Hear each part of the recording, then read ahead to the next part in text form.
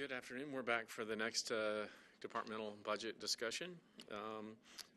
No council members here, I don't see, right? I'm Mayor David Briley, and I'm joined by Talia Lomax O'Neill, the Finance Director for the city, to my left, and Emily Pacini, the Chief of Staff here in the Mayor's office. Before we get into this year's budget, just to talk a little bit about last year. As you may recall, last year's budget was a little bit unprecedented in both in many circumstances, let's say. In the last year or so, we've been able to trim our sales a little bit and live within our means. As a result of that and some revenue growth, this year we will have the resources necessary for a 3% cost of living adjustment, plus steps and open range increases as well. I'm pretty happy about that. Certainly was not a good part of last year's budget that we couldn't do it, and it, I hope, is seen as an indicator of our appreciation of the hard work that Metro employees do every year. So our next budget discussion here today is with the Election Commission. So Jeff, if you would introduce yourself and those who came with you, and if you'll leave just a little bit of time at the end, we might have a few questions. My name's Jeff Roberts. I'm the Administrator of Elections for Davidson County. I brought with me Joan Nixon. She's the deputy, and Rick Brown. He's our financial person. And I think you have two commission members at least. We do. We have A.J. Starling and Chairman, Mr. Jim Delanis. Thanks for coming today.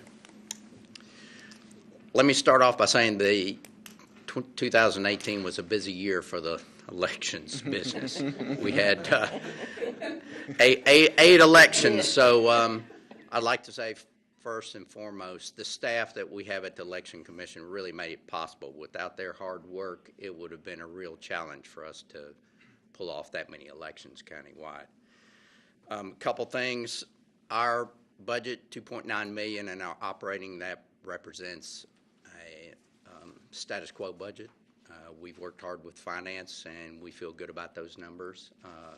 We do very much appreciate your efforts on the salary increase for the employees. We think that'll be a big boost in morale for them. We do have 3 elections coming up in the next fiscal year. August 1, the runoff, and then the presidential primary in March. We're estimating approximately $2.8 million for those elections.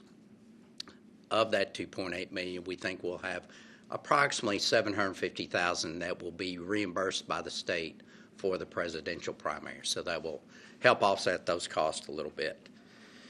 We do have some news for the Election Commission. We just completed an RFP with the hard work of the procurement office, and we will be operating the August 1 election with new voting equipment. That new voting equipment will satisfy the council's requirements of a voter-verified paper trail. So everyone will have something to look forward to in August. Maybe that'll bring out the turnout to look at the new equipment to vote on.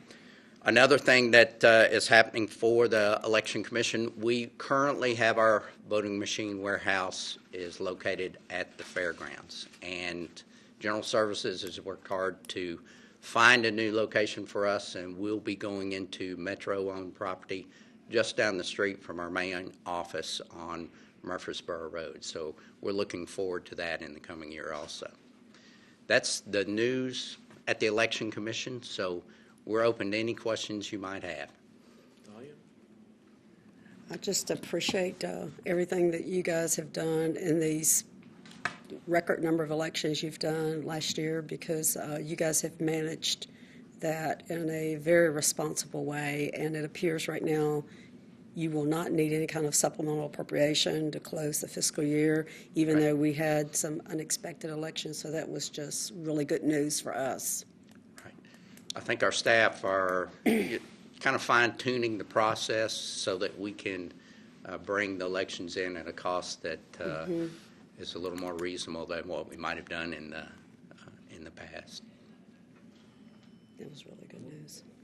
So the new machines, do you anticipate the time for somebody to vote is going to be longer, or is it going to be approximately the same? Or it'll be approximately the same time.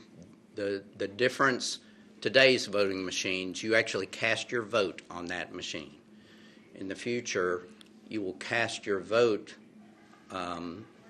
once you've placed your ballot into a scanner.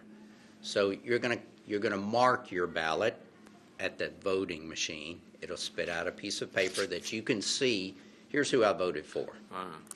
You can review that, and if you feel comfortable, you then place that into the scanner, and that will record your vote. Okay. So we don't think it'll be a big difference. Some other places that have implemented the same type of system have not reported a big increase in the amount of time it takes for the voter. And so then it's like an optical scanner that looks at what you read through it to count the votes Right. after that? Right, and the votes then are actually captured, and then will be brought back to our office, the paper ballots, so that The paper in the ballots. event that we needed to review that vote, we can do it from a paper standpoint. To confirm that the computerized count was the same as the actual ballots. Right, right. Well, thank you very much. And next year, will there be 2021? There'll be the November 20 election. November 20 and August.